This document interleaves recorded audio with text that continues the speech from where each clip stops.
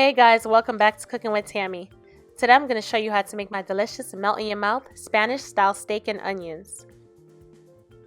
First things first, using about a third cup of distilled vinegar, I'm going to add lemon juice to the vinegar, along with adobo pepper, ground oregano, garlic paste, and tomato sauce or pasta sauce, along with a half packet of sazon, a drizzle of olive oil, and about a handful of chopped cilantro. Combining everything together, this would make the marinade for the steak. Distributing the marinade over the steak evenly and making sure everything is covered.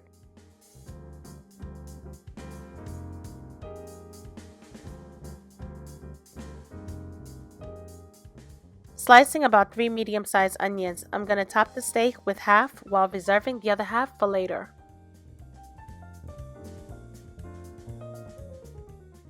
Adding a small amount of water to the mixture and combining one last time.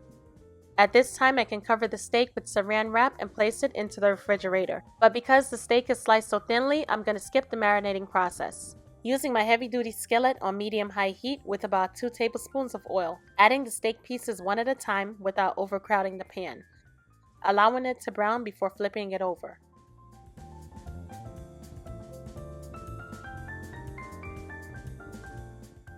Now that everything is brown, the marinade and onions that was left over in the dish, we're going to add it to the pan,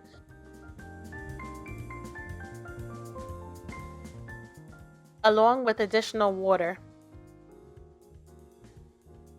We're going to cover it down, allowing the steak to simmer while checking on it periodically. This is what the steak looks like after about 15 to 20 minutes. As you can see, there's still a lot of water in the pan and the steak is not cooked through fully at this point. So I'm going to repeat the same process by covering with the lid and allowing it to cook through some more. So as I mentioned before, because I want the steak to be literally melt in your mouth tender, I allowed the steak to cook for an additional 35 minutes. I've added about a cup of water to the pan about twice. And now that the steak is pretty much cooked and tender, I'm going to add the remaining onions, reducing the flame to low heat, and allow the onions to become translucent before turning the stovetop off. So far guys, the steak has been cooking for a total of an hour.